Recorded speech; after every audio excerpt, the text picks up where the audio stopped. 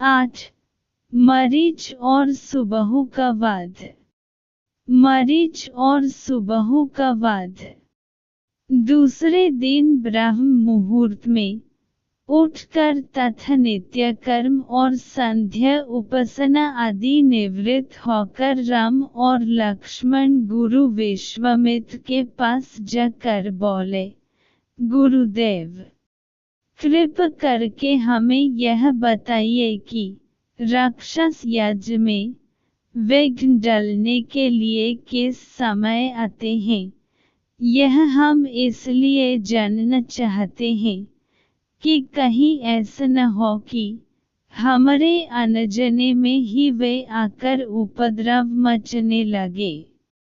दशरथ के वीर पुत्रों के इन उत्साह भरे इन वचनों को सुनकर वहां पर उपस्थित समस्त ऋषि मुनि अत्यंत प्रसन्न हुए और बोले, हे रघुकुल भूषण राजकुमारों, यज्ञ की रक्षा करने के लिए तुमको आज से 6 दिनों तथा रात्रियों तक पूर्ण रूप से सावधान मुद्रा में और सजग रहना होगा। इन 6 दिनों में विश्वामित्र जी मौन होकर यज्ञ करेंगे। इस समय भी वे तुम्हारे किसी भी प्रश्न का उत्तर नहीं देंगे, क्योंकि वे यज्ञ की दीक्षा ले चुके हैं।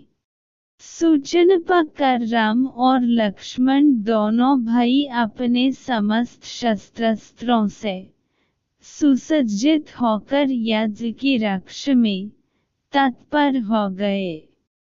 5 दिन और 5 रात्रि तक वे निरंतर बिना किसी विश्राम के सतर्कता के साथ यज्ञ की रक्षा करते रहे, किंतु इस अवधि में किसी भी प्रकार की विघ्न बाधा नहीं आई। 6वें दिन राम ने लक्ष्मण से कहा, भाई सौमित्र, यज्ञ का आज अंतिम दिन है और उपद्रव करने के लिए राक्षसों की अनेकी पूर्ण संभावना है। आज हमें विशेष रूप से सावधान रहने की आवश्यकता है।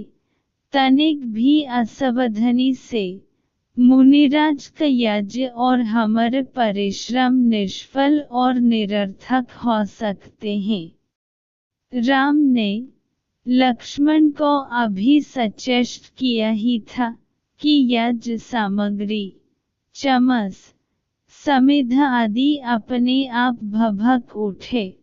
आकाश से ऐसी ध्वनि आने लगी जैसे मेघ गरज रहे हों और सैकड़ों बिजलियां तड़क रही हों। इसके पश्चात मरीच और सुबहु की राक्षसी सेना रक्त, मांस, मज्जा, अस्थियों आदि की वर्षा करने लगी। रक्त गिरते देखकर राम ने उपद्रवकारियों पर एक खोजपूर्ण दृष्टि डाली। आकाश में मायावी राक्षसों की सेना को देखकर राम ने लक्ष्मण से कहा, लक्ष्मण, तुम धनुष पर शर संधान करके सावधान हो जाओ। मैं मनवस्त चलकर इन महापापियों की सेना का अभिनाश किए देता हूँ। यह कहकर राम ने असाधारण फुर्ती और कौशल का प्रदर्शन करते हुए उन पर मनवस्त छोड़ा। मनवस्त आंधी के वेग से जाकर मरीच की छाती में लग और वह उसके वेग के कारण उड़कर 100 योजन अर्थात 400 कोस दूर समुद्र में जा गिरा। इसके पश्चात राम ने आकाश में आग्नेयास्त्र फेंका जिससे अग्नि की एक भयंकर ज्वाला प्रस्फुटित हुई और उसने सुबहु को चारों ओर से आवृत कर लिया। इस अग्नि की ज्वाला ने क्षण भर में उस महपपी को जलकर भस्म कर दिया। जब उसका जला हुआ शरीर पृथ्वी पर गिर तो एक बड़े जोर का धमक हुआ।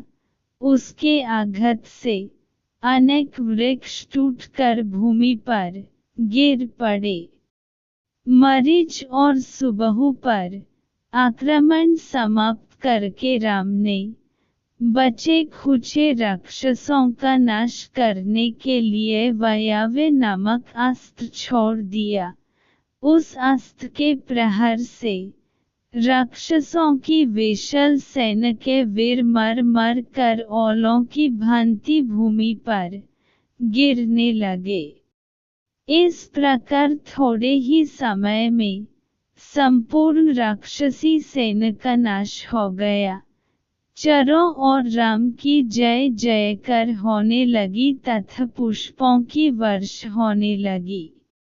निर्विघ्न यज्ञ समाप्त करके मुनि विश्वामित्र यज्ञवेदी से उठे और राम को हृदय से लगाकर बोले, हे रघुकुल कमल, तुम्हारे भूभजल के प्रताप और युद्ध कौशल से आज मेरे यज्ञ सफल हुआ।